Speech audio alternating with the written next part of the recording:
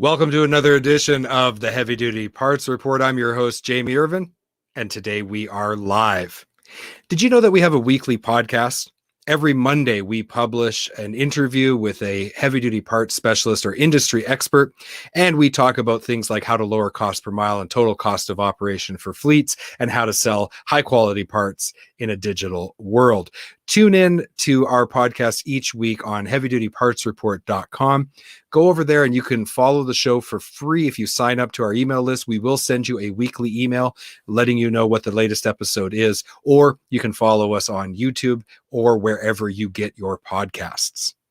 Now, with all of our live broadcasts, we would love to have you part of the episode. So if you'd like to comment, or if you would like to ask a question of our guest or of me, go ahead and do so. Try to do so early, though, because sometimes people will comment right at the end and we're just going through our outro and we miss them. But feel free to comment or ask questions. We'd love to have you part of today's episode. Now, today we're going to talk about after treatment recovery. What is it? And does it take a 12-step program? Well, we're going to find all about this with a special guest. Now, our guest today is Chris Beret, and he is the vice president at DPF Alternatives. Now, Chris has had a very interesting career. He's a well-educated individual. He was a consultant starting in 1989, working for Fortune 500 companies. Some of the companies he consulted with, there's a laundry list of them here, but I saw a few: Pepsi, the Chrysler Motor Company, NASA, Jiffy Lube International, Valvoline, Big O Tires. So these are some brands that in heavy duty and trucking, we definitely recognize. And in 2016, he started as a consultant with DPF Alternatives, but ended up joining them and is now a vice president. So let's get Chris on the program today. He has been patiently waiting backstage. Chris, welcome to the Heavy Duty Parts Report. So glad to have you here. Thank you, Jamie. It's a pleasure to be here, and I appreciate you allowing us to be on the program. Well, I'm excited to talk about this. You know, we have talked about diesel emission systems and after treatment many, many times on the show, and it never really disappoints. There's such a demand for good quality information because there's so many challenges associated with the diesel emission system. So I'd like to kind of start off. Now, DPF Alternatives operates in the US, but you also serve the Canadian and the markets in Mexico. So could you just explain to me, before we talk about your actual solution, how the company is structured? Absolutely. Yeah, we are headquartered in Denver, Colorado, and we have about 46 locations in the U.S. right now. And through the course of expanding in the United States, we also had the opportunity to expand in Canada, in most of the major markets there. And then just recently in 2021, early 2021, we were permitted to and began to expand in Mexico, starting with Monterrey. So that's exciting. So really What's that? I was going to say, roughly how many locations across North America then now? We're up to just under 60, and we have over 120 sold. And what I mean by that is we have franchisees throughout the United States that pre-purchase locations on a scheduled rollout, and we typically open about 2 new locations every month. Wow. So you've got a great system. We're really excited about it, and the franchisees that are participating absolutely love the model. They love the customer base and the opportunity to educate the industry, which is what this program is all about. Yeah, 100%. So let's get to it. Can you provide an overview then of the products and services that your company offers and your franchisees take to the market? Absolutely. When we launched this company, it was our intent to do one thing and do it better than anybody else. That was kind of our goal. So we want to stay as wide in the after treatment lane as we possibly can. We specialize in after treatment recovery, and after treatment includes every element of the after treatment system, basically everything from the block of the engine back. And we wanted to make sure that we understood it better than anybody else, that we knew what was happening throughout the exhaust process and the catalytic process, and knew how to actually recover things in that system to the OE specifications, so that the customer is getting the same performance out of the vehicle or piece of equipment, and in the United States, the EPA is getting exactly the same type of performance from an environment standpoint that they intended. Right. And when I first started learning about after treatment, I very quickly identified the four main components, right? You did the DPF, the DOC, the SCR, the EGR. But Yep. to your point, and certainly as I've learned more about it by interviewing so many different people, it really is a all-encompassing system, and there's upstream and downstream, and there's just so much more to it than just Yeah. those four individual parts. Absolutely. And interestingly, as we get farther from 2007, which is when the diesel particulate filter itself was introduced, and then of course in 2010 when we've introduced the other components, we were learning so much about how this after treatment system impacts, as you've mentioned, upstream issues. It's either enhancing what's happening upstream, or it's taking away or degrading what's happening upstream, whether it's combustion, turbo pressure, cooling. All of those issues that people are facing today may have been impacted by an after treatment issue. And as we learn more, we're able to identify those symptoms, and we're able to pinpoint it much, much quicker. Right. So the HB 2007 legislation in California really kicked this off. But I know that as we are moving towards a new target, 2027 is an important date. And there's one in between that too, where we're going to see more stringent, Yes. what would we call it, more regulations around NOx emissions. So can you just talk about that a little bit? What we're finding, at least here in the United States, is that everything will follow California eventually. And so, being a CARB approved service in California, we are able to kind of foresee the future somewhat. Mhm. And so, what we're trying to do is pick up on some of the ways that they'll be testing. We just read an article yesterday that was published that talked about how new emissions testing is really going to be done through the computer, through the ECU. Yeah. Okay, and I know that where I live, they're already doing that. And so, any type of tampering, and that's what they designated as tampering. Any tampering with that system is going to be evident in that, but also anything that's happening at a very granular level of NOx, any codes that are off, anything that's not happening efficiently through the catalytic process. They're really looking at what's happening as an output of that system, as opposed to just the system being intact, which is what they've looked for so far. Right, right. And is telematics going to play a role in that, or is it going to be physically having to plug into the ECM? I'm not sure. I'm not sure if they will, if it will or not. I see it, with 5G, I see a future where you'll just be able to ping that truck wherever it is and know exactly what's going on. But we'll have to see how that pans out with regulation. This term that you use, after treatment recovery, Mm-hmm. I don't hear other people using that term. So can you define that so we're all on the same page as to what you're talking about? Absolutely. When we got into the industry, everybody was referring to any type of service to the after treatment system as a cleaning. Right. And what we're finding is cleaning had such a broad range of acceptable definitions. It could be it barely got it so that it will not trip codes, and the vehicle or piece of equipment can last a little longer off of that component. Or it could mean what we were after, and that was a complete restoration of that system so that it's flowing at its original OE specs. That's the goal of what we do at all of the DPF alternative locations in the United States and Mexico, and it's also what we do at the DPF company in Canada.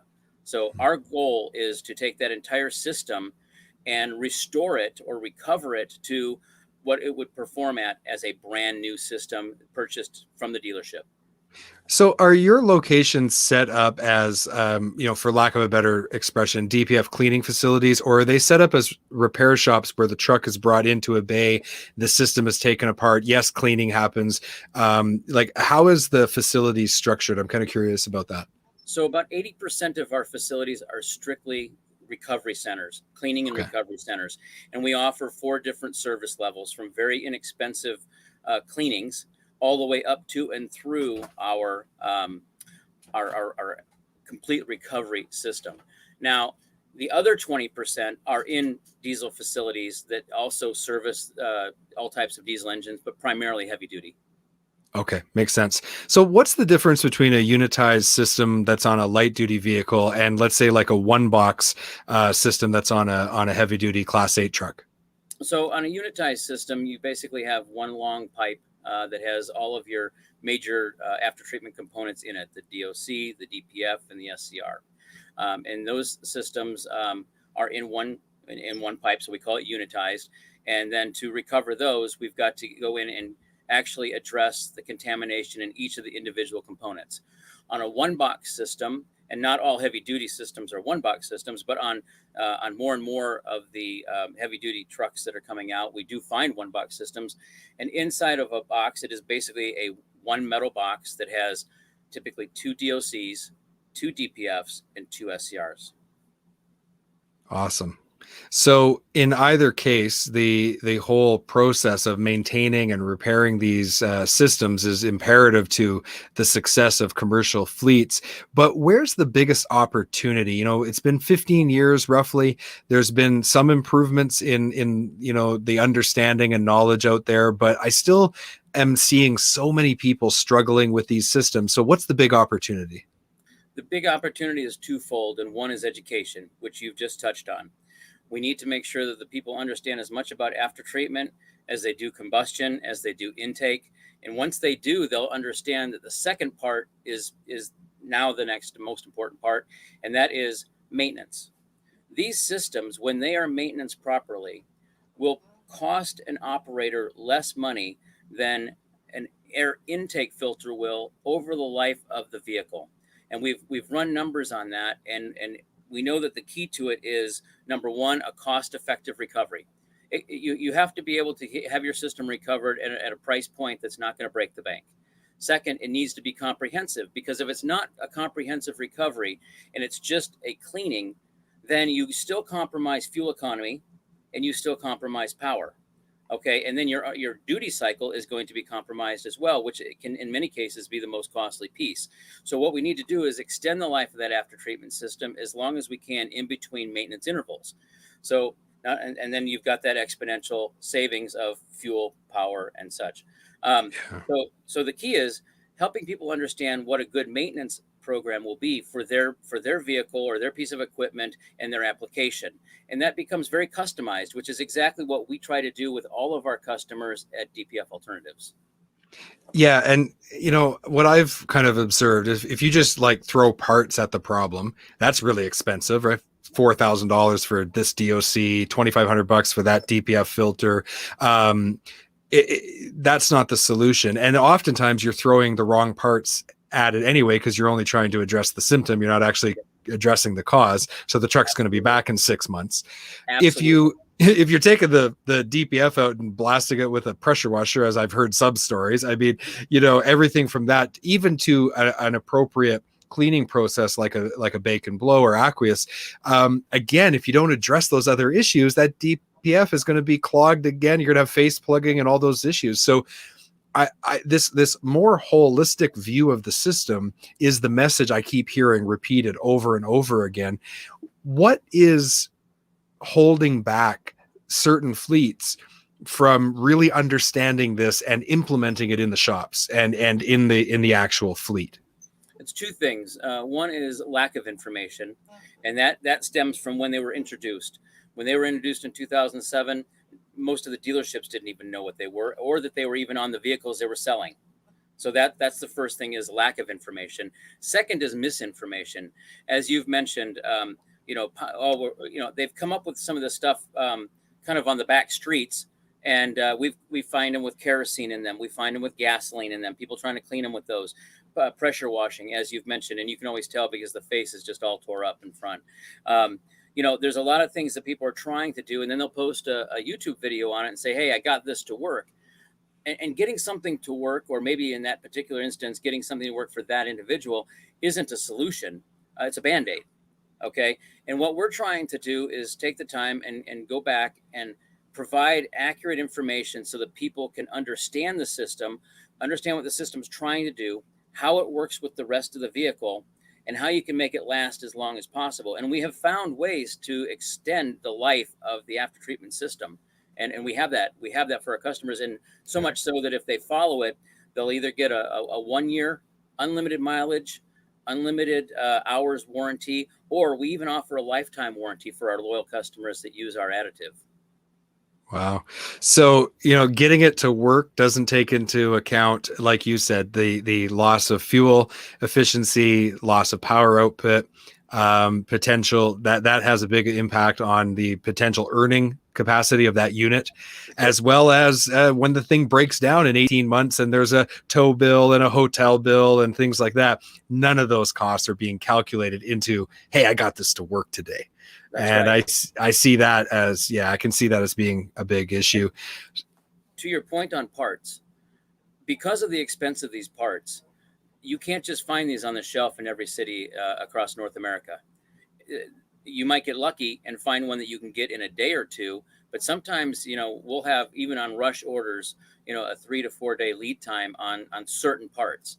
And so, if the solution that you've come up with within, your owner operator budget or your fleet budget is, I'm just going to replace it, you have to factor in that downtime expense as well. Yeah, there's nothing worse than seeing a truck down for an extra day because of a sensor or a clamp or a gasket or something like that, which has happened. And then to your point, some of the other components, and you're right. I think the reason that they're not necessarily always on the shelf is that high cost. We're not talking about a nickel for a glad hand here. We're talking about thousands of dollars in cost for the supplier, the retailer, to stock it.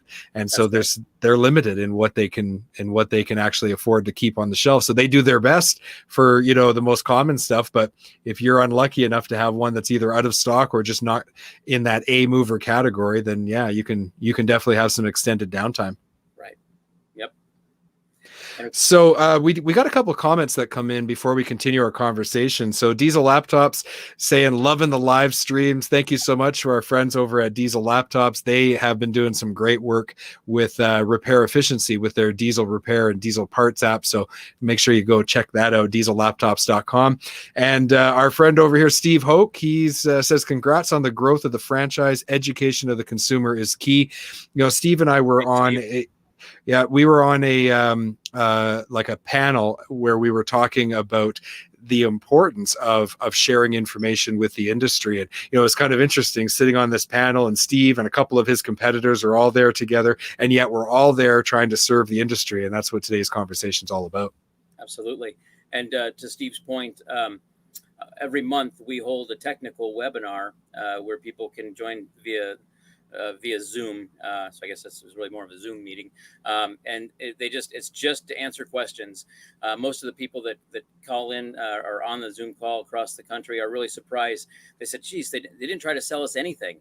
And we don't. We really don't. It is just for them to ask questions and get honest answers about their systems and what they can be doing better to help save themselves money, downtime, and obviously save the performance of fuel. So isn't that amazing, right? Just serve your industry, give consumers a better experience than anybody else, give them what they need to make a buying decision, and lo and behold, they often reward your pocketbook. They're going to go to somebody they trust. And that's the whole thing, is we just want to make sure that they're able to make an informed decision. They know what the right decision is if they have the right information. Yeah. So we've talked about the big components in the after treatment system, but what about like the little stuff, sensors, things like that? Is there an opportunity there for fleets? It all kind of goes hand in hand. And so the answer to that is yes. When you take a look what's happening at a very granular level inside that system, those sensors are being subject to the same contaminants that the face of the DOC is, or the diesel particulate filter is. And so the more that you can keep them clean, the more that you can maintain them and check them when you are recovering the after treatment system, the fewer problems you will have down the line. And as we've learned, the more maintenance that you can provide that system, not only will the maintenance itself cost less, and that's what we encourage a lot of our fleets to do. Work with us on a regular basis. We'll set a schedule that meets the demands of your equipment. And when we do that, we actually do check the sensors. We actually do make sure that they're giving accurate readings. We make sure that the system, as you look through it, isn't plugged up or contaminated to the point where the sensors are giving false readings or not even working at all. So absolutely. And also, when it comes to some of those other parts like clamps and gaskets, just buy good quality parts, because you can really mess yourself up with a gasket that's the wrong thickness, or a clamp that has the wrong apex. It just, you're not saving yourself any money by going with a lower quality, cheaper part on some of that stuff. Absolutely. And to your point, our biggest hurdle when we're working with customers that are trying to save money is they don't want to replace the clamps, or they will try to reuse a gasket, and then again they get trumped by downtime costs, because now all of a sudden they've got a system that's still showing codes, or they've got a system that didn't last very long at all because it was malfunctioning. Yeah, to me, that's like changing the oil on your car and reusing the filter. Right. Like, why would you do that? Exactly. That's exactly what it's like. It doesn't make any sense. We say in our shops, in our training, and training is very key to all of our locations. It's like changing a baby's diaper without wiping its bottom. So that's our analogy. Yeah, that's a good one. I like that. Well, thank you so much for being on the program. I really appreciate it, Chris, and congratulations on all of your success. That's awesome. Thank you. It's been my pleasure to be on the program. We love what you're doing, and any way that we can come alongside you to bring information to the industry, we look forward to participating in. So thank you. Fantastic. So I just have a few words for our audience. We'll talk to you later, Chris. Thanks for being on the show. Thank you, Jamie. Take care. Bye-bye. You've been watching the Heavy Duty Parts Report. I'm your host, Jamie Irvin. We were talking to Chris from DPF Alternatives. If you'd like to learn more about their program and their company, go to dpfalternatives.com. And next week, we're going to have a interview with someone who kind of followed a very similar path to my career, except instead of being on the aftermarket side of parts, they are on the dealership side. So we're going to bring Jason Cuddy onto the show. He's going to talk to us about the launch of Rush Truck Centers of Canada's new podcast, Transportation Exchange. I felt like, as someone who has been warmly accepted by the heavy duty trucking industry, and my podcast has been accepted by everyone and supported so well, I wanted to pay it forward a little bit with Jason, who's going to be on the show. So tune in next week. I'll introduce you to the Transportation Exchange, and we'll learn all about his story. Thank you for tuning in. You have a great weekend. We'll talk to you next week. Bye-bye.